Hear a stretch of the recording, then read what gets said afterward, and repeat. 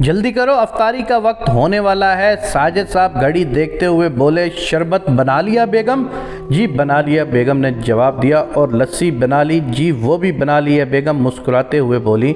ہاں دیکھو تو صحیح گرمی کس قدر شدید ہے، لسی کے بغیر تو گزارا ہی نہیں۔ اور پھر بیگم نے بچوں کے ساتھ مل کر ایک ایک چیز دسترخوان پر سجانا شروع کر دی۔ یہ پکوڑے، یہ سموسے، یہ دہی بلے، یہ کسٹرڈ، یہ چنا چاٹ، یہ فروٹ چاٹ، لسی الگ، روح افزا کا دودھ والا شربت الگ، اور بچوں کی فرمائش پر آئس کریم بھی بنا لی۔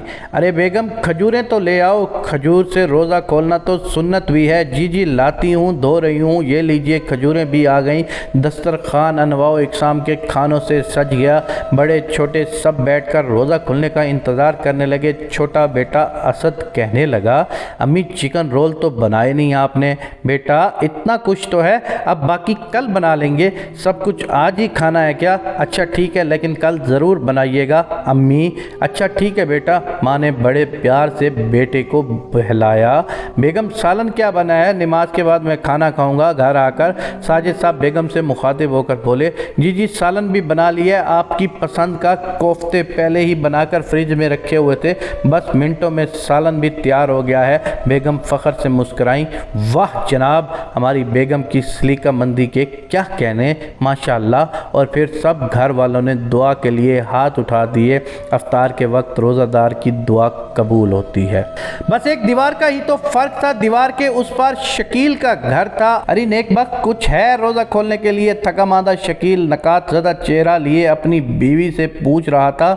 بیوی کچن سے ہی آواز لگا کر بولی، ہاں ہاں اللہ کا شکر ہے سب کچھ ہے، بھوکے نہیں رہیں گے۔ اور پھر شکیل کی بیوی رضیہ اپنی چھوٹی بیٹی کے ساتھ مل کر دسترخوان لگانے لگی۔ ابلے ہوئے آلووں کا سالن اور روٹیاں دسترخوان پر لا کر رکھ دیں، ساتھ میٹھا شربت بھی تھا۔ یہ میٹھا شربت وہ شربت ہوتا ہے جس میں چینی کے سوا اور کچھ نہیں ہوتا، نہ روح افزا، نہ نورس، نہ کوئی اور مشروب، نہ ہی لیمو، صرف سادہ چینی کا میٹھا پانی اور گنتی کی 6-7 سوکھی سی پکوڑیاں۔ سوکھی اس لیے کہ ان بیچاری پکوڑیوں کے نصیب میں نہ پیاز، نہ آلو، نہ پالک، نہ بند گوبھی اور کچھ بھی نہیں۔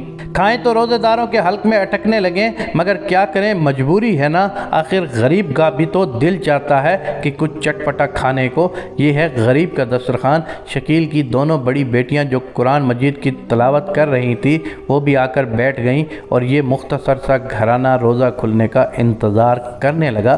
شکیل نے ایک نظر دسترخوان کی طرف دیکھا اور پھر اپنی تینوں معصوم بیٹیوں کی طرف۔ دل میں درد کی ایک لہر سی اٹھی۔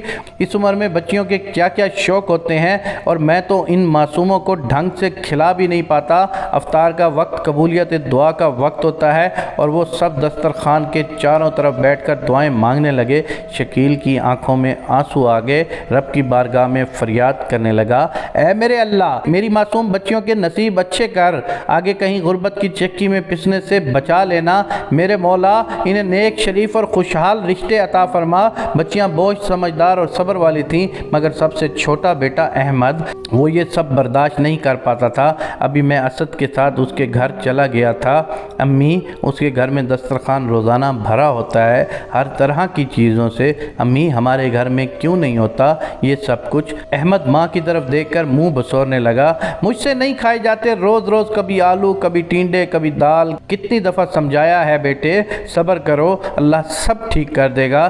رضیہ اپنے بیٹے کو مخاطب کر کے بولی، صبر تو کرتا ہوں امی، مگر کتنے ہفتے میں ایک دفعہ تو اچھا کھانا کھلا دیا کریں، کبھی اس شربت میں روح افزا تو ڈال دیا کریں، کبھی تو گوشت یا مرغی کا سالن بنا لیا کریں، یہ ٹنڈے توری اور ابلے ہوئے آلو ہی ہمارے نصیب میں رہ گئے ہیں کیا؟ چھوٹا احمد نہ جانے کیوں آج ضبط کے بندھن چھوڑ بیٹھا تھا، ہچکیوں سے رو رہا تھا۔ ماں کا کلیجہ تڑپ اٹھا، بڑھ کر احمد کو سینے سے لگا لیا اور خود بھی سسک سسک کر رونے لگی، صبر کر میرے لال، صبر کر، اللہ نے صبر کرنے والوں کے لیے جنت بنائی ہے، وہاں سب کچھ ملے گا، بیٹا صبر کرو۔ اور احمد ماں کے سینے سے لگا، گھٹ گھٹ کے ہچکیاں بھرتا رہا۔ ابھی 11-12 سال کا ہی تو تھا، مگر روزے سب پورے آ رہے تھے۔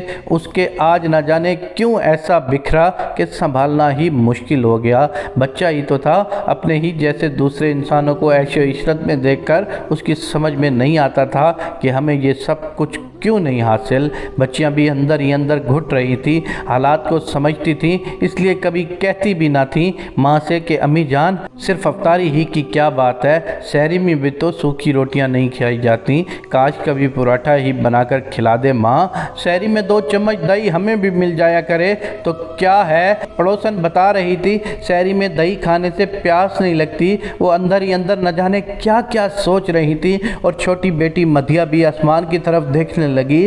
پیارے اللہ، تو نے تو اپنی کتاب قرآن مجید میں جگہ جگہ فرمایا ہے اللہ کی راہ میں خرچ کرو۔ ابھی تو میں سورہ بقرہ کا ترجمہ پڑھ رہی تھی، جو اللہ کی راہ میں اپنا مال خرچ کرتے ہیں پھر نہ تو احسان جتلاتے ہیں اور نہ ہی اس کو اذیت پہنچاتے ہیں، تو ان کے لیے ان کے رب کے پاس اس کا ثواب ہے، اور قیامت کے دن نہ تو ان کو کسی قسم کا خوف ہوگا اور نہ ہی وہ غمگین ہوں گے۔ اللہ جی، کیا لوگ قرآن نہیں پڑھتے؟ کیا قرآن ان کی سمجھ میں نہیں آتا؟ تو پھر یہ لوگ کیوں اللہ کی راہ میں خرچ نہیں کرتے؟ یہ لوگ کیوں نہیں سمجھ سکتے؟ غریب کا بھی تو دل ہوتا ہے، خواہشیں ہوتی ہیں، کبھی کبھی تو ہمارا بھی اچھا کھانے کو دل چاہتا ہے۔ میرے پیارے اللہ، میں تجھ سے گلہ نہیں کر رہی، تو ہمیں جس حال میں بھی رکھے ہم تجھ سے راضی ہیں، میں تو بس اپنے دل کی باتیں تجھ سے کر رہی ہوں، امی سے کہوں گی اور دکھی ہو جائیں گی نا، اسی لیے میں تجھ سے کہتی ہوں پیارے اللہ، کچھ اچھا کھانا کھانے کو بہت دل چاہ رہا ہے، بہت پیاس لگی ہے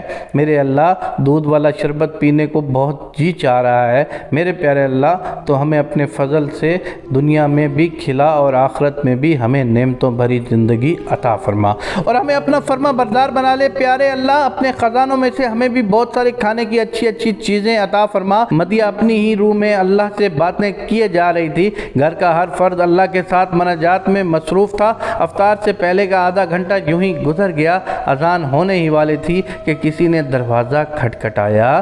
شکیل نے دروازے پر جا کر دیکھا تو ساجد صاحب کھانے کی ایک بڑی سی ٹرے لے کھڑے تھے، ساتھ میں ان کا بیٹا بھی شربت کا جگ لیے ہوئے کھڑا تھا۔ شکیل حیران ہی رہ گیا۔ ساجد صاحب نے آگے بڑھ کر سامان نیچے رکھ دیا اور شکیل کے ہاتھ پکڑ کر کھڑے ہو گئے۔ مجھے معاف کرنا دوست، ساتھ رہتے ہوئے بھی میں تمہارے حقوق سے غافل رہا۔ ابھی اسد کے ضد کرنے پر آئس کریم لینے نکلا تو گلی سے گزرتے ہوئے احمد کی روتی آواز نے میرے قدم جکڑ لیے۔ مجھے معاف کرنا میرے بھائی، میں آج حد شرمندہ ہوں، میں پیٹ بھر کر کھانا کھاتا رہا اور پڑوس کی خبر تک نہ لی، اللہ بھی مجھے معاف کرے۔ اور پھر ایک لفافہ جیب سے نکال کر شکیل کی جیب میں زبردستی ڈال دیا، یہ میری طرف سے تمہارے بچوں کے لیے ہے شکیل، ان کی افطاری اور سحری کی دعوت، اب باقی رمضان میری طرف سے۔